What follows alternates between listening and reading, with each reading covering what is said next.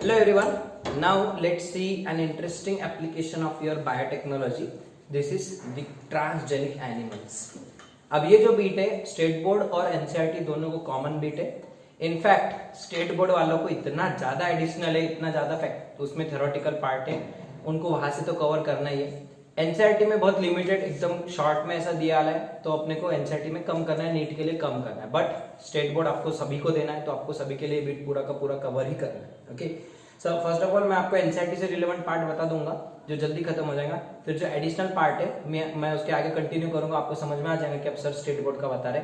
Same video में मैं आपको पूरा कंप्लीट कराने वाला हूं. Okay, now what are transgenic animals? Just like transgenic plants, what is first of all transgenic शब्द का मीनिंग हम देखते हैं. सो पहले तो इसमें दो वर्ड्स है, ट्रांसजीन वर्ड आ रहा है इसके अंदर. So what is a transgene? It is a foreign functional gene. A foreign functional gene that is expressed, which expresses in genetically modified organism. Genetically modified organism. So that gene is known as transgene and the organism is said to be genetically modified organism. एक ऐसा foreign gene मतलब जो normally उस organism में नहीं है, जैसे कि ई कोलाई, उसके अंदर अपन ने इंसुलिन प्रोडक्शन वाला जीन इंसर्ट किए थे. So E coli was a normal bacteria, it does not have insulin producing gene, that is the human gene, and we have inserted that insulin producing gene into E. coli. Hence here this insulin producing gene is your foreign functional gene, means it can do some function, it can give expression and it can produce insulin protein in your bacteria E. coli. Hence this gene is known as transgene, and when it is inserted into that organism, it is called transgenic organism, also known as genetically modified organism. Also known as genetically modified organism. Why genetically modified? Because you have modified the DNA, you have modified the genome of this bacteria, and now it is giving the expression of that transgene. Hence it is said to be GMO or genetically modified organism. It may be a transgenic bacteria, transgenic plant, transgenic animal, anything. We have to do the study of transgenic animals. Okay, so what is transgenic animal or transgenic plant? So transgenic animal is the animal or genetically modified animal which contains a particular or specific transgene,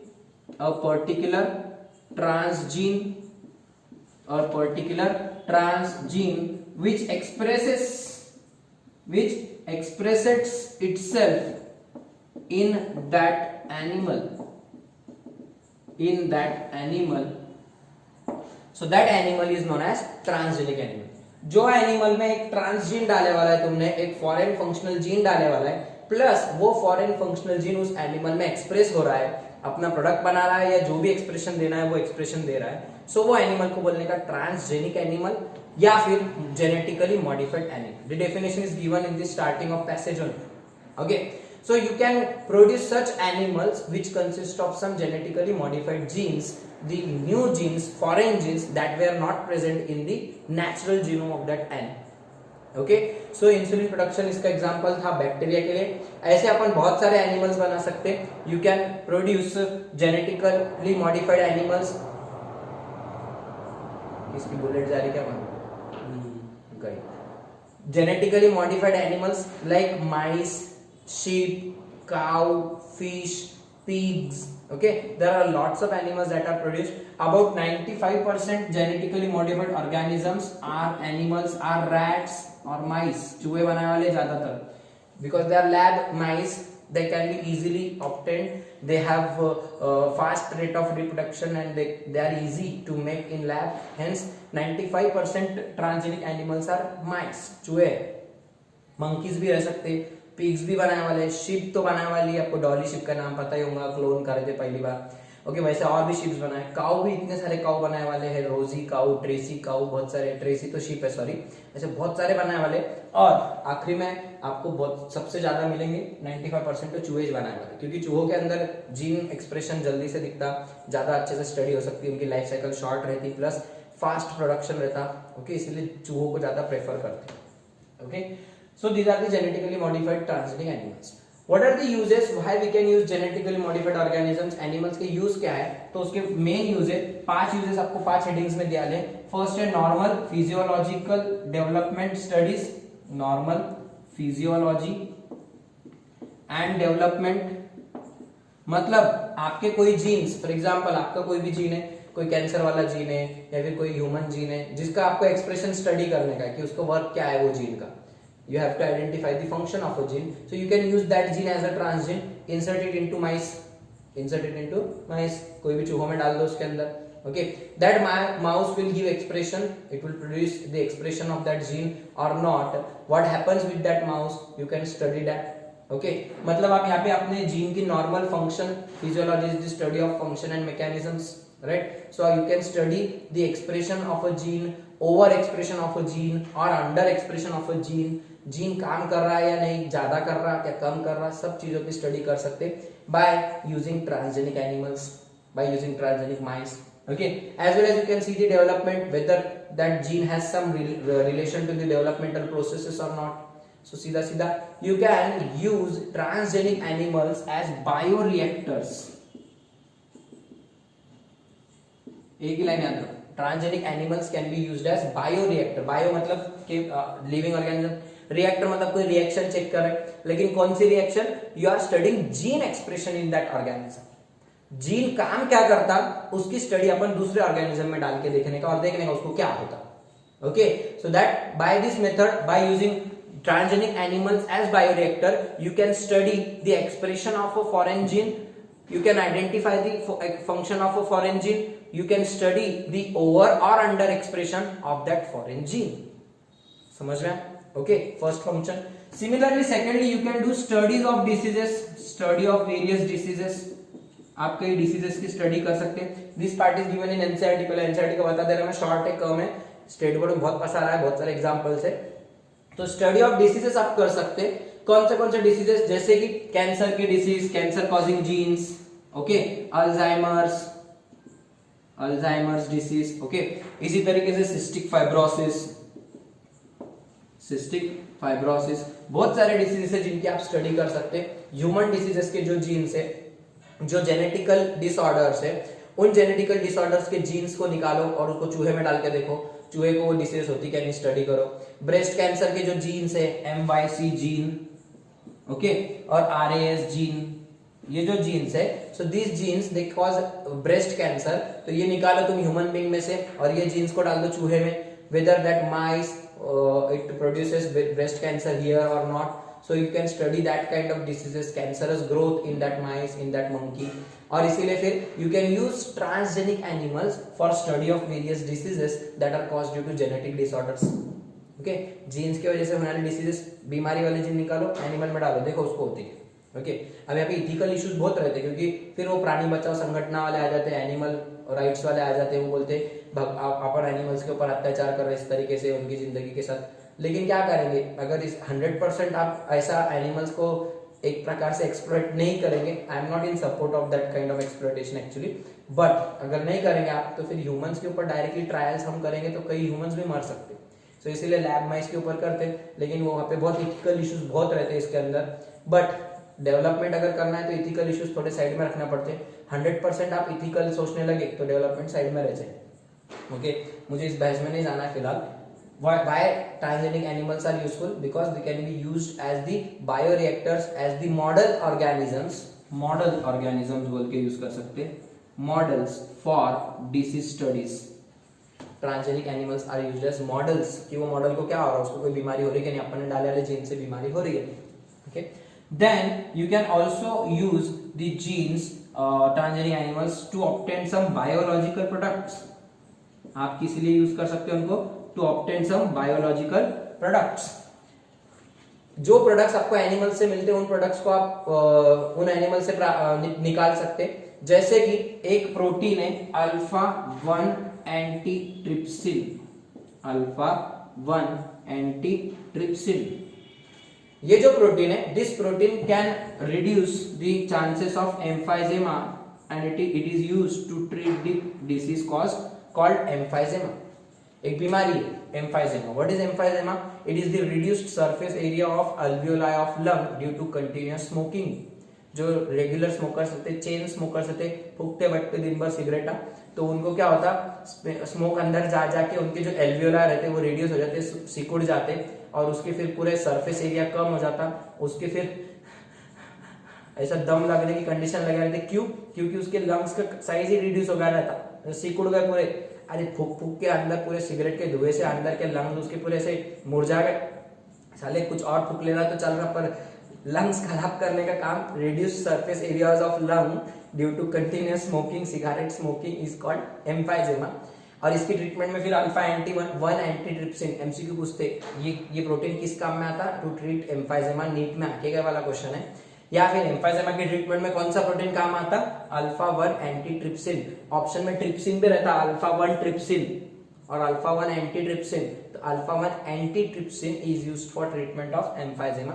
you can get this product through your transgenic mice, transgenic cow, अलग अलग organism से आप निकाल सकते हैं। उनके अंदर ये gene for alpha 1 anti trypsin can be taken as transgene and insert it into that mice body will start producing this product, this protein, isolate that product and use it in the treatment of emphysema।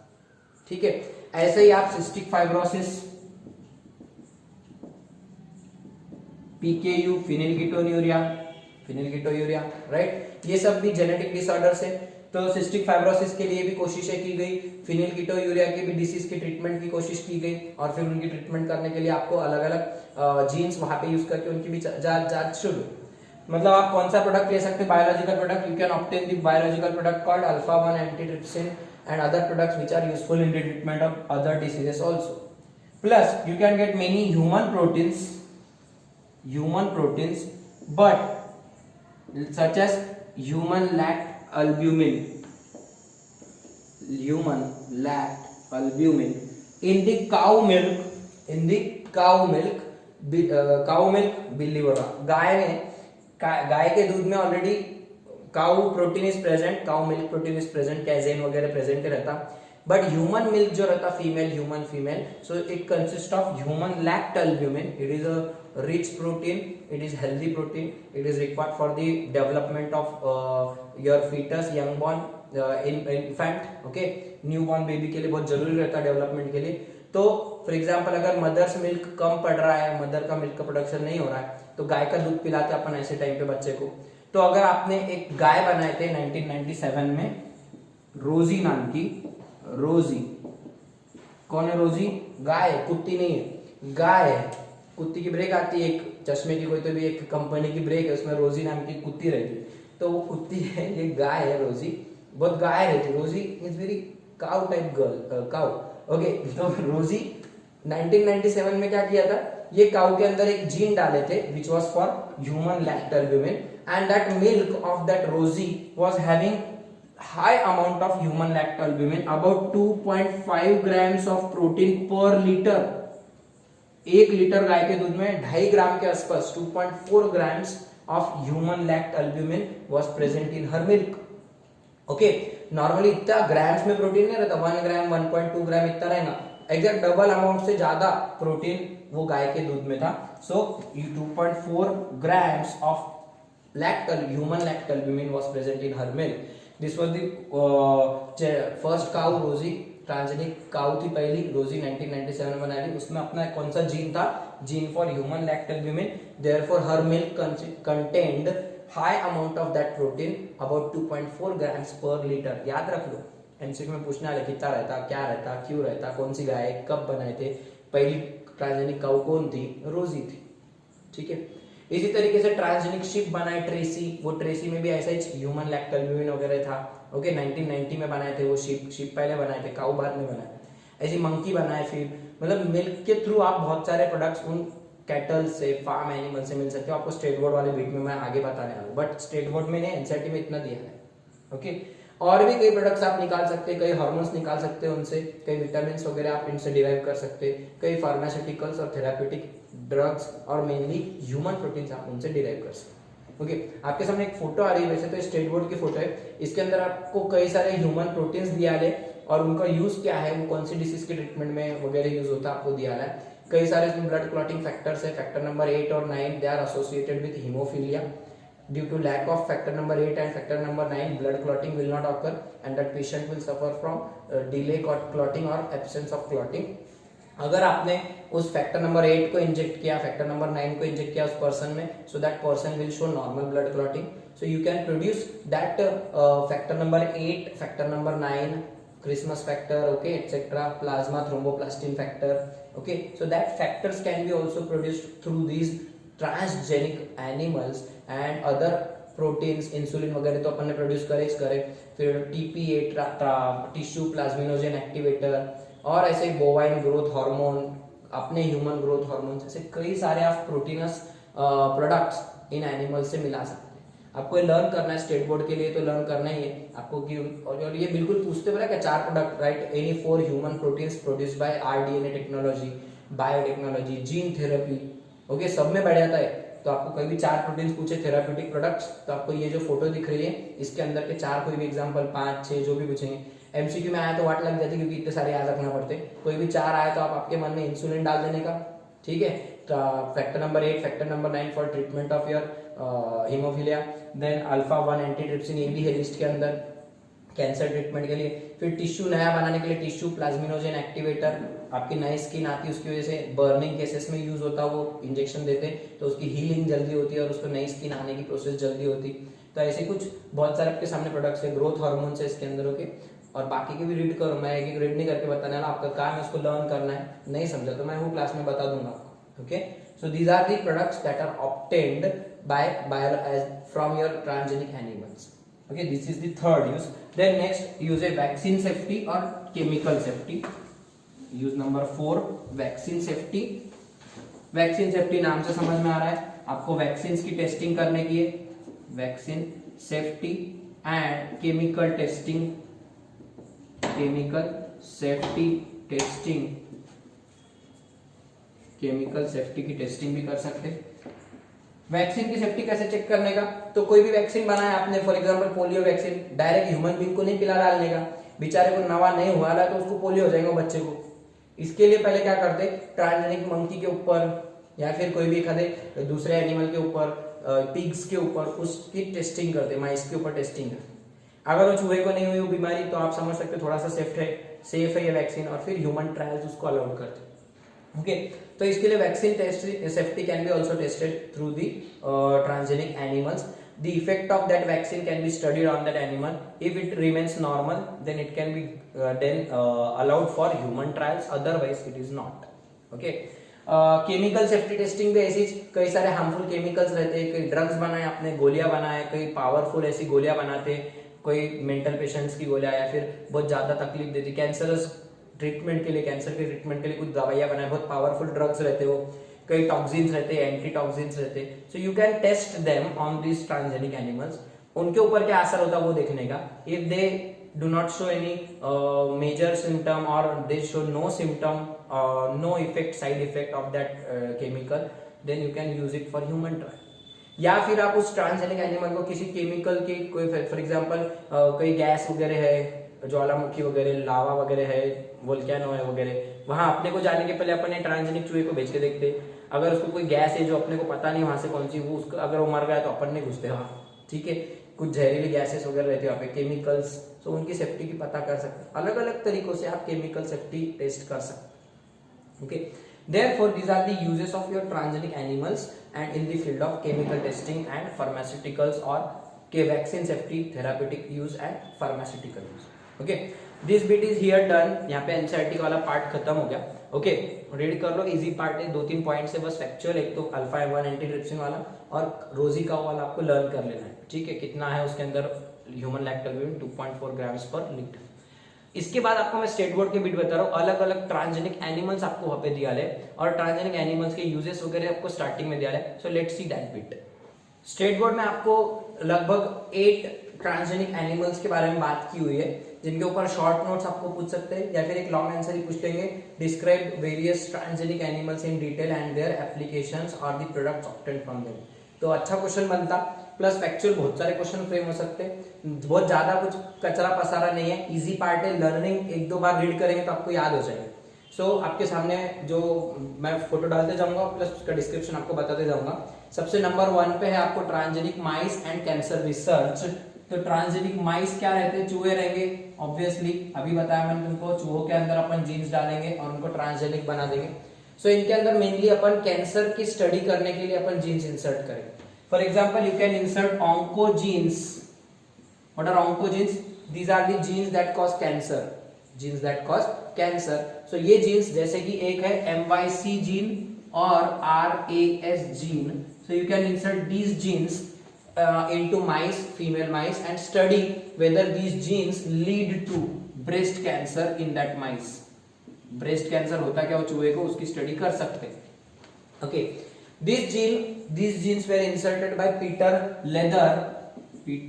Leder labs in Harvard, America, USA, Harvard, USA। इन लोगों ने पहले ये दो jeans को चूहे में डाल के देखे कि कौन से दो जीन्स, MYC और RAS genes, whether these genes lead to breast cancer in that female mouse or not। इसीलिए ये जो चूहा बनाया उसको बोलते हैं ऑन्को माउस। कौन सा mouse? Onco mouse, also known as Harvard mouse. Harvard mouse. Why this is most famous one?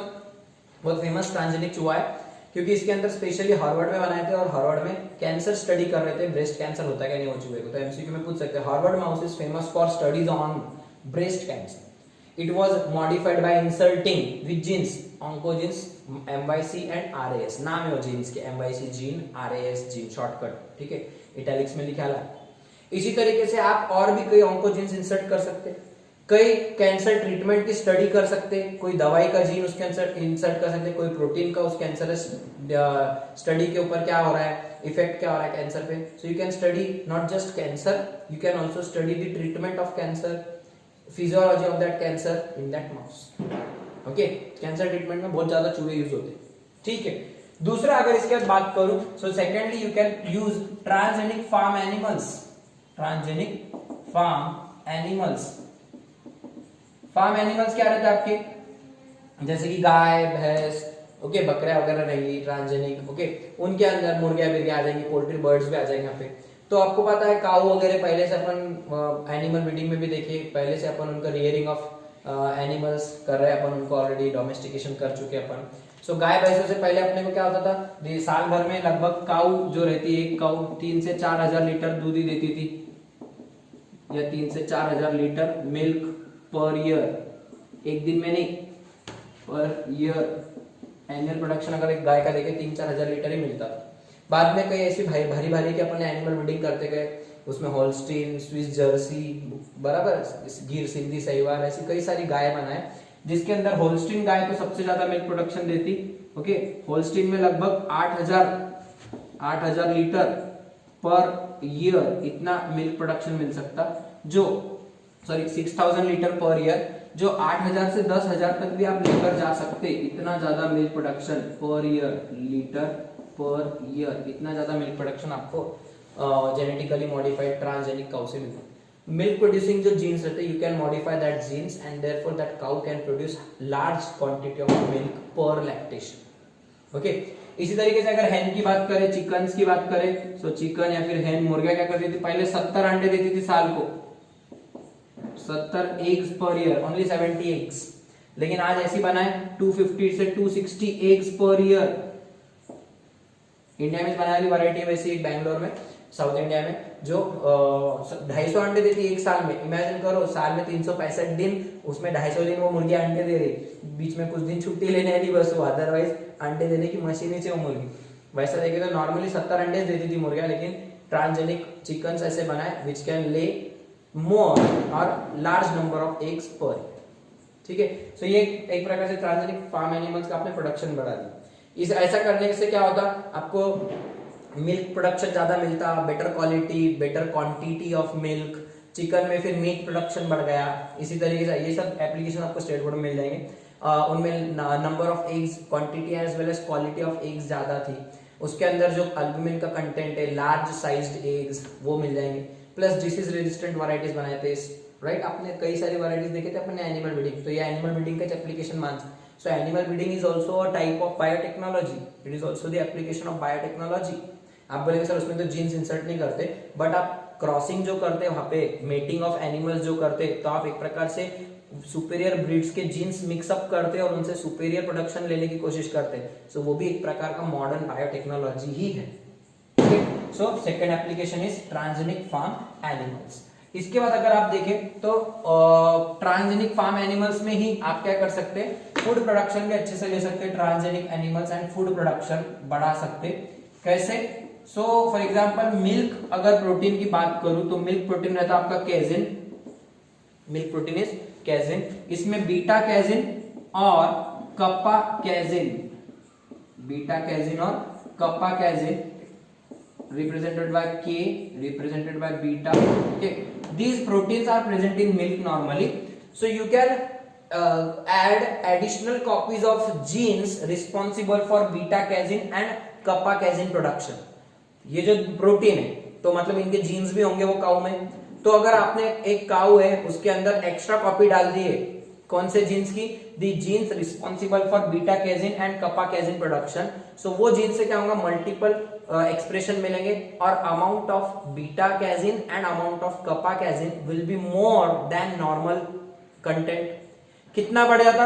8 से 20% ज्यादा, और ये तो लगभग डबल।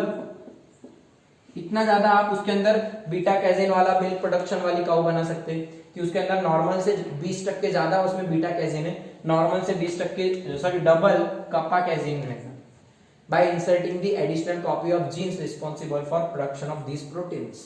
ओके, सो ये एक प्रकार से मिल्क प्रोडक्शन बढ़ा दी। इसी तरीके से आप अगर कुछ थेराप्यूटिक यूजेस देखें, ह्यूमन थेराप्यूटिक यूजेस, अगला वाला पॉइंट थेराप्यूटिक यूजेस में, थेराप्यूटिक मतलब नाम से समझ में आ रहा है थेरी, कोई तो भी थेरेपीज वगैरह कर सकते हैं आप उन प्रोडक्ट्स को यूज करके। सो उसके अंदर आप फिर से मिल्क प्रोडक्शन में आ जाओ तो मिल्क के अंदर आप ये चीजें प्राप्त कर सकते हैं काऊ के थ्रू, ट्रांसजेनिक काऊ, ये भी ट्रांसजेनिक काऊ से मिलेगा आपको। ओके, कौन से ह्यूमन प्रोटीन्स सच एज, अभी अपने जो अपने एनसीईआरटी के लिए बात करें, human lactalbumin, human lactalbumin, lactoferrin, human lactoferrin. Okay, इसी तरीके से ह्यूमन सेरम अल्ब्यूमिन और bile salts. You can get these products through cow milk. कैसे? वापस है, the genes responsible for lactalbumin production in human being, genes responsible for lactoferrin, genes responsible for serum albumin, genes responsible for formation of bile salts in human being. That genes can be used as transgene. Insert them into cow. That cow's milk will be rich in human lactalbumin rosy. अभी बताया आपको मैंने। Okay, उसमें 2.4 grams of lactalbumin per liter रहेगा। इसी तरीके से lactoferrin वाली काऊ भी बना सकते हैं, उसमें लैक्टोफेरिन बहुत रहेगा मिल्क में। So you can get these products through your and you can use them as therapeutic products. आप उस मिल्क को थेराप्यूटिक ड्रग बोल के, दवाई बोल के यूज कर सकते हैं अलग अलग डिसीजेस को ट्रीट करने के। Okay, along with these proteins, human milk proteins, human products, you can also obtain certain therapeutic proteins, जो अभी मैंने आपको फोटो बताया था थेराप्यूटिक प्रोटीन्स की, उन्हीं में एक थेराप्यूटिक प्रोटीन रहता है factor number 9। This factor is known as plasma thromboplastin component, also known as PTC. Factor number 9, Christmas factor, or also known as PTC. So this factor is responsible for blood clotting. अगर आपको blood clotting नहीं हो रही मतलब आपको hemophilia हुआ है। Hemophilia is caused due to absence of clotting factors 8 और 9। सो अगर आपने उस जीन को पहचाने, the gene responsible for formation of factor number 9, insert that gene into cow. Now cow milk will consist of this factor number 9, and that can be used for the treatment of hemophilia. आप उसको haemophilia के treatment में use कर। Similarly factor number 8 डाल सकते हैं। अभी मैंने आपको जो बताया अल्फा 1 एंटीट्रिप्सिन एंटी ट्रिप्सिन। सो ये वाला अगर आपको जीन पता चल गया, ये वाला जीन आपको पता चल गया, इस जीन को डाला गया था ट्रेसी नाम की शिप में, ट्रेसी नाम की शिप में 1990s में। आपको स्टेटमेंट में दिया है Tracy was a cow, but Tracy was not a cow, Tracy was a ship. Cut कर लो, डिलीट कर लो और शिप कर दो, उसको करेक्शन आ जाएगा। ये तो फैक्टर नंबर 9 काउ से मिलने वाला है, आप उसके मिल्क में से मिला सकते हैं। And it is used for treatment of haemophilia, MCQ में पूछ सकते हैं। Factor number 9 obtained from transgenic cow can be used for treatment of haemophilia. Factors, these are clotting factors, there are 13 clotting factors. Okay, वैसे alpha 1 antitrypsin, it was it's a protein used for treatment of emphysema, used in the treatment of emphysema, lungs का reduction हो जाना, ये surface area। So what is this is emphysema, and that protein was present in the milk of Tracy, which was a transgenic ship produced in Scotland 1990। ठीक है, तो ये कुछ transgenic therapeutic products आप यहाँ से मिल सकते हैं। बचे कुछ प्रोडक्ट्स आपको लिस्ट बता रहा हूँ बार बार, ये आपको लर्न करने का है। ओके, पूरा फैक्चुअल बीट है, ये इजी है, लेकिन प्रोडक्ट्स याद करने का और उनके यूजेस याद रखने का। Products and their uses, products and their use, आपकी लैंग्वेज में उसको टेबुलेट करके लिख लो, टेबुलेट ऑलरेडी दिया है। ओके, ये हो गए आपके थेराप्यूटिक यूजेस। इसी के साथ आप एंटीबॉडीज बना सकते हैं, कई सारी ऑर्गेनिज्म से प्राप्त कर सकते हैं, जैसे कि लास्ट इसके अंदर ही थेराप्यूटिक यूजेस में एंटीबॉडीज। जैसे कि एक गाय है, वो गाय को कोई तो भी बीमार, आप क्या करो, ट्रांसजेनिक गाय बना दो पहले, उसके अंदर के जीन स्ट्रॉन्ग कर दो, इम्यूनिटी वाले, एंटीबॉडीज प्रोडक्शन वाले। अब वो गाय को क्या करो, कोई तो भी वैक्सीन दे दो, पोलियो वैक्सीन या फिर कोई दूसरी वैक्सीन का इंजेक्शन दे दो, जो भी वैक्सीन आपने बनाए। क्या होगा इससे, वो वैक्सीन के थ्रू वो गाय को कोई बीमारी होती क्या नहीं देखने का। Okay, for example rabies vaccine कैसा बनाते, रेबीज वैक्सीन। सो पहले कुत्ते को क्या करते, जो कुत्ता रहेगा उसको रेबीज वाला रहेगा, राइट, और फिर जो रेबीज का फिर वायरस रहेगा उसको आइसोलेट करेंगे, रेबीज वायरस के टॉक्सिन्स आइसोलेट करेंगे और उसको रेबीज वैक्सीन बनाएंगे। अब वो rabies vaccine directly human being को नहीं देते, वो पहले हॉर्स को देंगे, कोई तो भी हॉर्स को इंजेक्ट करें। उससे क्या होता है, वो हॉर्स के अंदर जाके वो वायरस क्या करता, डेड वायरस जो रहेगा उसके टॉक्सिन्स जो रहेंगे वायरस के, रेबीज वायरस के, okay, that toxins they will act as antigens and the horse body will produce antibodies against that rabies toxins, और फिर हॉर्स की बॉडी में एंटीबॉडीज तैयार हो जाए, antibodies for rabies virus will be produced in the horse. You can take out that antibodies, and that antibodies can be directly injected in human if there is dog bite by a rabid dog. अपन फिर वो antibodies वहां से निकाल के अपनी body में use करें। इसी तरीके से फॉर एग्जांपल कोई काऊ है, ट्रांसजेनिक काऊ मानो, उस काऊ को एक वैक्सीन दो, वो वैक्सीन के थ्रू काऊ के अंदर एंटीबॉडीज बन जाएंगे। Isolate that antibodies and use them as ready-made antibodies, passive immunity, artificial passive immunity to human being. इसी तरीके से कुछ एंटीबॉडीज आप यूज कर सकते हैं, कुछ एंटीटॉक्सिन्स बोल के यूज कर सकते हैं, उनको सांप के विष के लिए अपन यूज करते हैं, बराबर है। स्नेक बाइट के केस में क्या होता, सांप ने आपको काटा तो अपनी बॉडी वेट नहीं करती एंटीबॉडीज बनाने का, you directly inject antibodies, readymade antibodies as antitoxins, antivenom, right, venom रहेगा उसके अगेंस्ट में एंटीविनम बोल के यूज करें।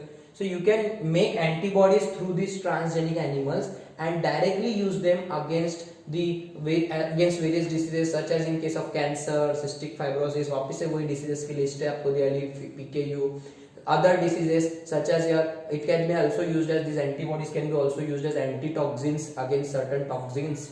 Okay, also they can, और कैसे मिलते, they can be obtained by injecting a transgenic cow with a vaccine and then isolating the antibodies from that cow.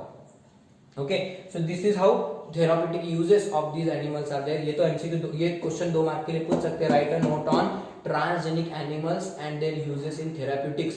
4 uses लिखने के, कुछ ह्यूमन प्रोटीन्स मिल सकते हैं उनसे, सच एज फैक्टर नंबर 9 भी मिल सकता, ये प्रोटीन मिल सकता है, ये मिल सकता है, दूसरा पॉइंट, तीसरा ट्रेसी का लिखो, और चौथा यूज एंटीबायोटिक्स का, एंटीबॉडीज का लिखो। ओके, ये 4 यूजेस थेराप्यूटिक यूजेस के अंदर में आएंगे आपको, प्लस थेराप्यूटिक प्रोटीन्स की लिस्ट दिया ली थी, वो लिस्ट में से 4 एग्जांपल लिख देने। ओके, इसके बाद अगर आए फटाफट, अब आगे वाले इजी है। 5th one is your transgenic ship. Transgenic ship, अभी तो एक बनाया बोलना सर, वो मिल्क वाली शिप थी। अब कैसी शिप बनाने की, अब ऐसी शिप बनाने की, transgenic ship having high meat production, more growth and high good quality wool production.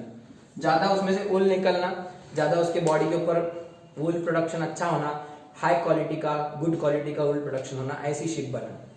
क्यों? क्योंकि देखो हाई मीट, कुछ लोग मीट बोल के खाते भी शिप को, तो इसके लिए उसकी ग्रोथ ज्यादा होना, बॉडी अच्छी बनना, तगड़ी शिप तैयार होना, राइट। और उसके ऊपर ज्यादा बाल आना, वूल प्रोडक्शन ज्यादा। अब वूल प्रोडक्शन के लिए जरूरी क्या है? बालों के, उसकी बॉडी के ऊपर ज्यादा बाल आना, ये वूल है।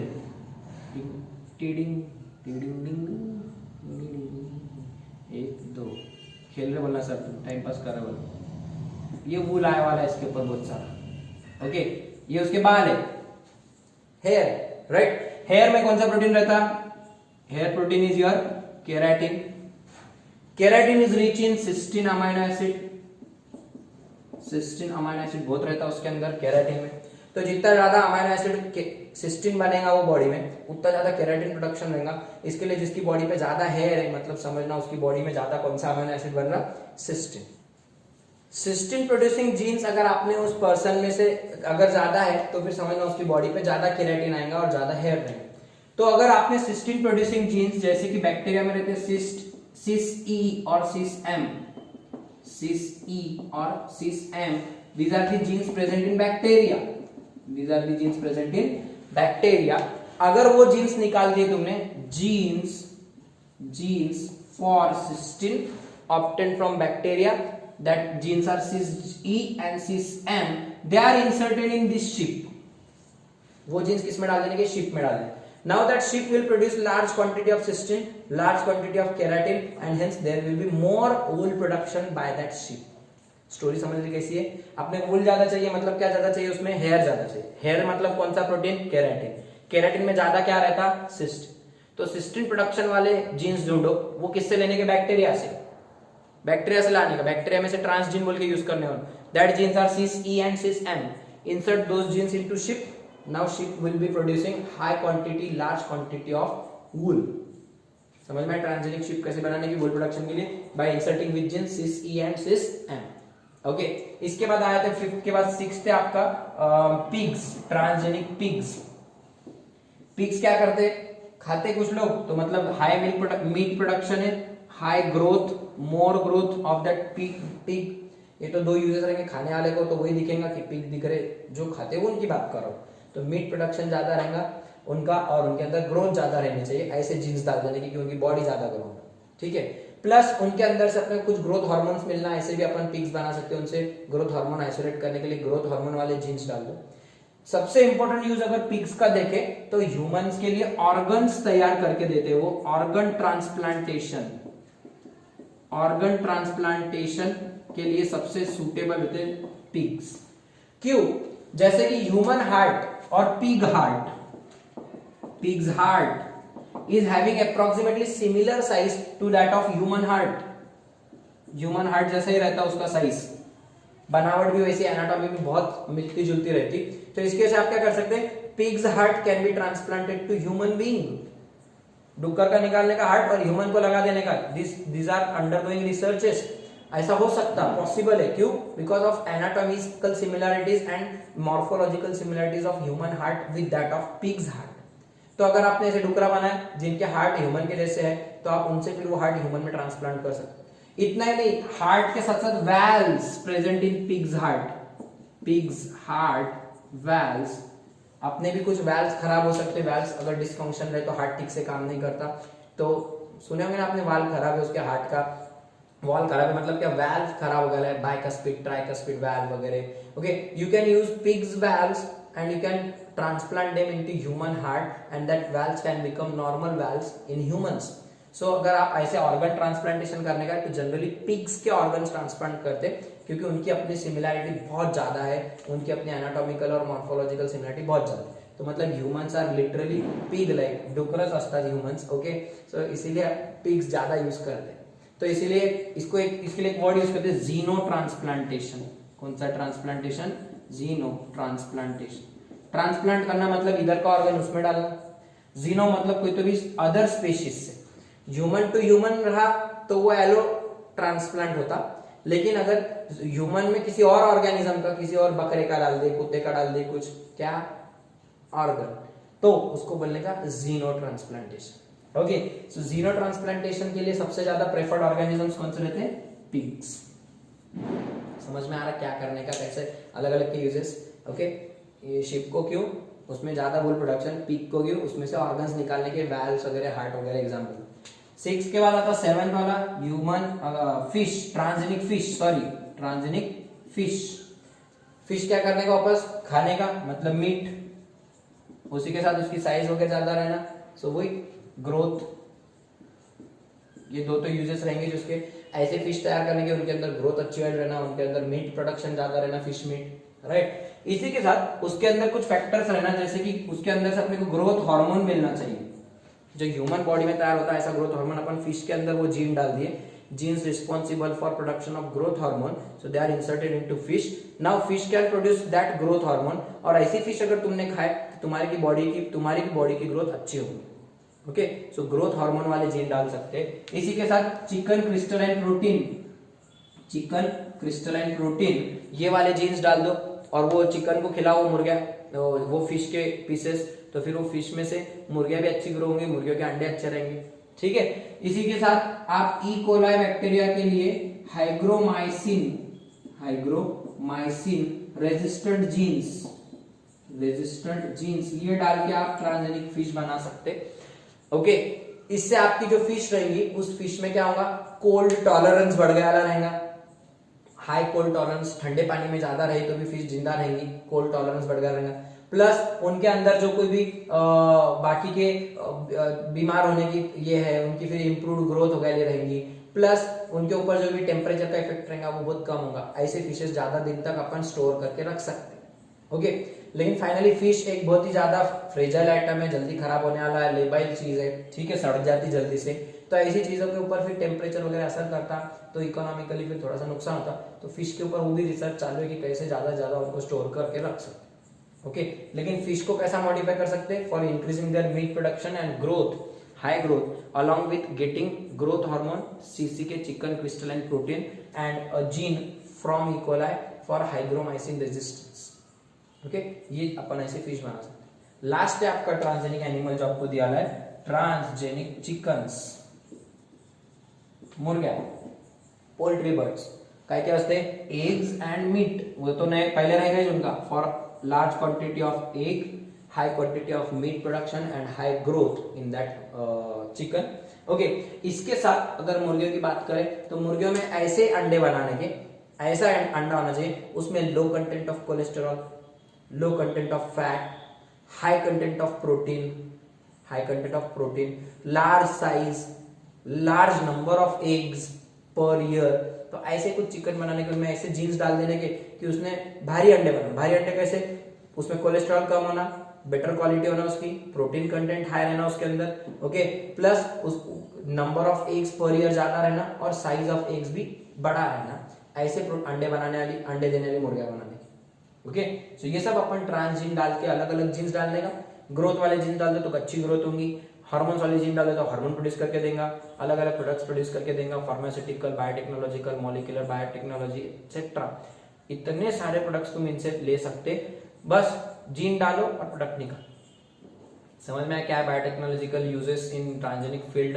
तो ट्रांसजेनिक एनिमल्स, उनके एप्लीकेशंस, 8 आपको दिए थे, मैंने आपको 8 एक्सप्लेन करा, स्टेट बोर्ड वाला भी एक्सप्लेन किया, NCERT वाला भी एक्सप्लेन किया। ओके, आई होप याद ही हो गए होंगे बहुत सारे, लर्न कर लो, क्योंकि ये बार बार पढ़ते नहीं बैठना होता है, इनको टाइम नहीं देना है, थ्योरेटिकल बीट से आपको लर्न करने हैं, आपके हिसाब से इसका एक फॉर्मेट बनाओ, आंसर का फॉर्मेट, ओके, और फिर नोट्स में आपको मिल ही जाएगा, और फिर वो लर्न कर लो वैसे का वैसा, कोई भी क्वेश्चन पूछे, MCQ पूछे, आपको इजीली उसको आंसर आउट करते आना चाहिए। Okay, so that's all about your transgenic animals.